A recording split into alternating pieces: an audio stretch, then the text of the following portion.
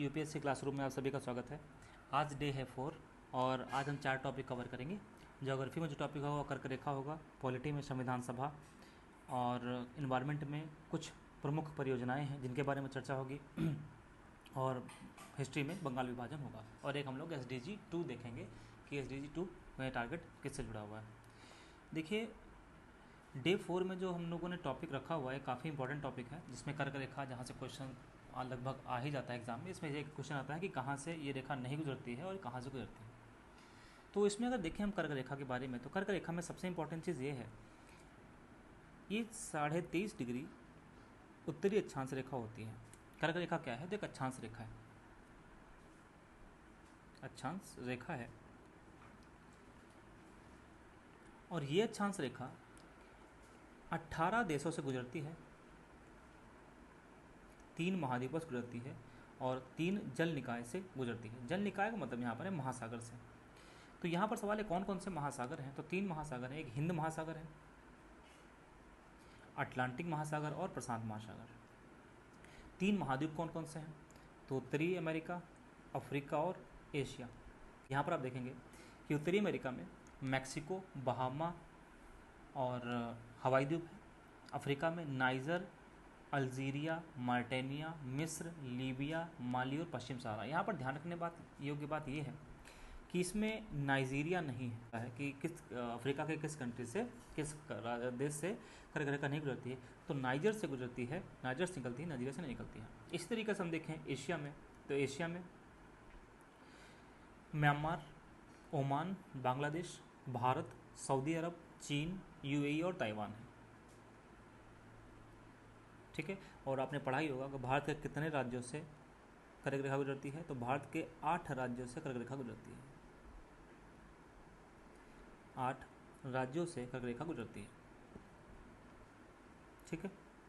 तो इस तरीके से हम लोगों ने देख लिया कि कर्क रेखा यानी ट्रॉपिक ऑफ कैंसर कितने देशों से गुजरती है, कौन कौन से महाद्वीप से गुजरती है और कौन कौन से महासागर से गुजरती है। अब हम लोग बात करते हैं संविधान सभा की। तो संविधान सभा एक काफ़ी इंपॉर्टेंट टॉपिक है जहाँ से क्वेश्चन आते हैं, हर एग्जाम में देखने को मिलेंगे आपको। तो सबसे पहले अगर बात करें इसमें संविधान सभा में, संविधान सभा में जो पहली बात की जाती है वो गठन की बात की जाती है। संविधान सभा का गठन कैबिनेट मिशन के अनुशंसा पर हुआ था, कैबिनेट मिशन की सिफारिश पर हुआ था और कैबिनेट मिशन इंडिया में 1946 में आया हुआ था। ये 3 सदस्य था, जिसमें 3 सदस्य कौन कौन थे? Lord Pethick Lawrence, sir Stafford Cripps और A.V. अलेक्जेंडर थे। ये किस लिए आया था? तो पहली बात है कि संविधान निर्माण करने के लिए संविधान सभा के लिए आया था और अंतरिम सरकार बनाने के लिए भी आया था। अब यहाँ पर इंपॉर्टेंट बात यह है कि संविधान सभा में कितने सदस्य थे? तो कुल 389 सदस्य थे, जिसमें से 15 महिलाएं थी और जो ये सदस्यों का निर्धारण हुआ था वो 10 लाख की जनसंख्या पर एक सीट का निर्धारण हुआ था। और इसका चुनाव इनडायरेक्ट हुआ था। इसका चुनाव हुआ कब था? जून जुलाई 1946 में हुआ था। 389 सीट में से 296 जो सीट थी वो ब्रिटिश इंडिया से हुई थी, ब्रिटिश इंडिया से थी और 93 सीट ऐसी थी जो कि देशी रियासतों से थी। अब यहाँ पर इसके बारे में कुछ फैक्ट समझ लें। संविधान सभा में जो इसके संवैधानिक सलाहकार थे वो BN राव थे और 2 सिविल सेवक थे संविधान सभा में, वही BN राव और SN मुखर्जी। संविधान सभा के सचिव कौन थे? तो HVR अयंगर और मुख्य प्रारूपकर्ता कौन थे? तो LN मुखर्जी। अब यहाँ पर एक इंपॉर्टेंट चीज़ और है कि संविधान सभा की बैठक जो पहली हुई थी वो बैठक 9 दिसंबर 1946 को हुई थी, जिसके प्रथम अध्यक्ष प्रेसिडेंट बनाए गए थे डॉक्टर सच्चिदानंद सिन्हा और ये अस्थायी सदस्य थे। और इसी के साथ में देखें तो हम पहली जो बैठक हुई थी उस पहली बैठक में जो उपाध्यक्ष बने थे वो था फ्रैंक एंथनी। दूसरी बैठक हुई 11 दिसंबर 1946 को, तो यहाँ पर स्थायी यानी परमानेंट अध्यक्ष बना दिया गया डॉक्टर राजेंद्र प्रसाद को और यहीं पर उपाध्यक्ष भी बनाए गए HC मुखर्जी और VT कृष्णामाचारी। तीसरी जब बैठक हुई वो बैठक 13 दिसंबर 1946 को हुई और यहीं पर जवाहरलाल नेहरू ने उद्देशिका प्रस्ताव यानी ऑब्जेक्टिव रेजोल्यूशन इंट्रोड्यूस किया, जो कि 22 जनवरी 1947 को स्वीकार हो गया और यही बाद में प्रेम्बल बना। संविधान सभा की आखिरी जो बैठक है वो 24 जनवरी 1950 को हुई और यहाँ पर जब आखिरी बैठक थी तो 284 सदस्यों ने संविधान बनने पर हस्ताक्षर किया। डिसॉल्व हो गई 24 जनवरी 1950 को ही और इसमें कुछ चीज़ें ऐसी थी जिसको एक्सेप्ट किया गया, जैसे राष्ट्रगान, राष्ट्रगीत और प्रेसिडेंट, इनको 24 जनवरी 1950 को स्वीकार किया गया।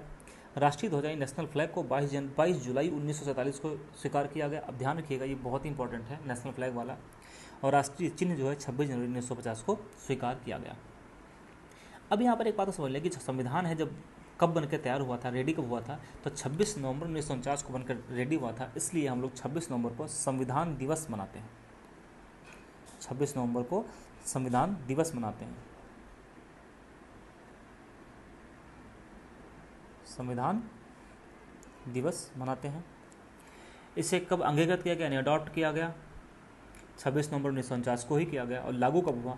तो आंशिक रूप से लागू हुआ था 26 नवंबर 1949 को, लेकिन पूर्ण रूप से लागू हुआ 26 जनवरी 1950 को। संविधान का नाम जो है भारत का संविधान यानी कॉन्स्टिट्यूशन ऑफ इंडिया, इसका मेंशन आर्टिकल 393 में है।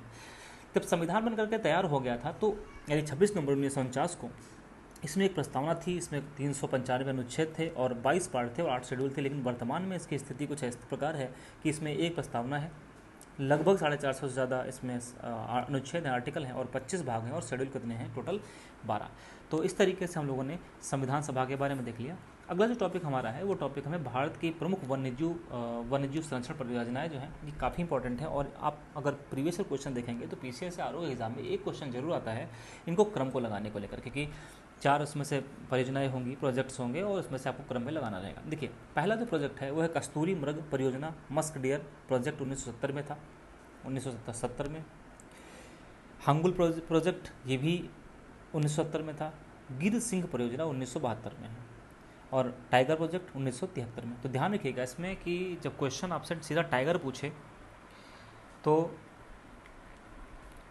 1973 आंसर होगा इसका, और अगर आपसे गिर सिंह पूछता है, अगर सिंह वहाँ पर पूछता है तो फिर कितना होगा उसके लिए? तो उसके लिए होगा 1972। कछुआ संरक्षण परियोजना 1975 में शुरू की गई। गैंडा परियोजना 1987 में शुरू की गई। हाथी परियोजना 1992 में शुरू की गई और गिद्ध संरक्षण प्रोजेक्ट यानी कि वल्चर प्रोटेक्शन प्रोजेक्ट 2006 में। हिम तेंदुआ स्नो लेपर्ड प्रोजेक्ट 2009 में शुरू किया गया। यहाँ पर एक बात और समझ लीजिएगा, जो हाथी थे यानी एलिफेंट को मारा जाता था, तो उनको जब ज़्यादा मारा जाने लगा तो फिर सरकार ने एक उसके लिए कार्यक्रम शुरू किया, monitoring the illegal killing of elephants, मतलब कि हाथियों की अवैध हत्या की निगरानी कार्यक्रम चलाया गया 2003 में। ठीक है, तो ये कुछ इंपॉर्टेंट परियोजनाएं थी। लास्ट टॉपिक हमारा ये है कि इसमें है हिस्ट्री में अगर हम देखें तो बंगाल विभाजन है। बंगाल विभाजन से संबंधित कुछ तारीखें आती हैं, जैसे कि वो कब लागू हुआ था, कब उसकी घोषणा की गई थी, और इसके साथ में आप देखेंगे समाचार पत्रों में कब आया। तो बंगाल विभाजन आपको पता होगा, आपने पढ़ा होगा कि बंगाल विभाजन जो है उसको लॉर्ड कर्जन ने किया हुआ था। लॉर्ड कर्जन के कार्यकाल में हुआ था, 1905 में ये हो गया था बंगाल विभाजन, 1905 में हुआ था। तो विभाजन हुआ था 1905 में, लेकिन विभाजन रद्द कब हुआ था? तो 1911 में हुआ था। विभाजन रद्द कब हुआ था? तो 1911 में विभाजन रद्द हुआ था। और यहीं पर एक बात समझ लीजिएगा कि कलकत्ता से दिल्ली राजधानी कब बनाई गई थी? कलकत्ता से दिल्ली राजधानी कब बनाई गई थी? वो बनाई गई थी 1912 में बनाई गई थी। ठीक है, तो यहाँ पर बंगाल विभाजन से संबंधित कुछ बातें हैं, जैसे 3 दिसंबर 1903 को विभाजन का प्रस्ताव ब्रिटिश पार्लियामेंट में रखा गया। उसके बाद 19 जुलाई 1905 को ये जो पब्लिक थी उसके सामने प्रपोजल रखा गया, प्रस्ताव रखा गया। 20 जुलाई 1905 को समाचार पत्रों में इसका घोषणा कर दी गई कि समाचार पत्रों में विभाजन की घोषणा कर दी गई। 7 अगस्त 1905 को विरोध प्रस्ताव पास हुआ, मतलब कि विरोध लोगों ने करना शुरू कर दिया, यानी स्वदेशी आंदोलन शुरू हुआ। तो यहाँ पर ये भी क्वेश्चन बहुत इंपॉर्टेंट है, स्वदेशी आंदोलन कब शुरू हुआ था? वो शुरू हुआ था 1905 में। और ये जो विभाजन था जिसकी घोषणा की गई थी पहले, वो 16 अक्टूबर 1905 को प्रभावी हो गया। तो इस तरीके से हम लोगों ने यहाँ पर देख लिया है कि जो बंगाल विभाजन था वो।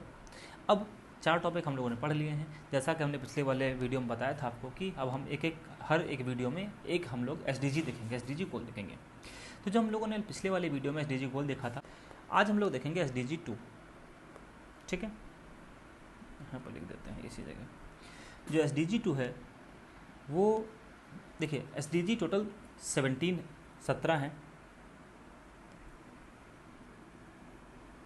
SDG टोटल 17 है, जिसमें मैंने आपको बताया था SDG 1 जिसमें नो पॉवर्टी था,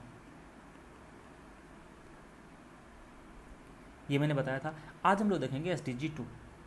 जो SDG 2 है वो कैसे जुड़ा हुआ है, जीरो हंगर।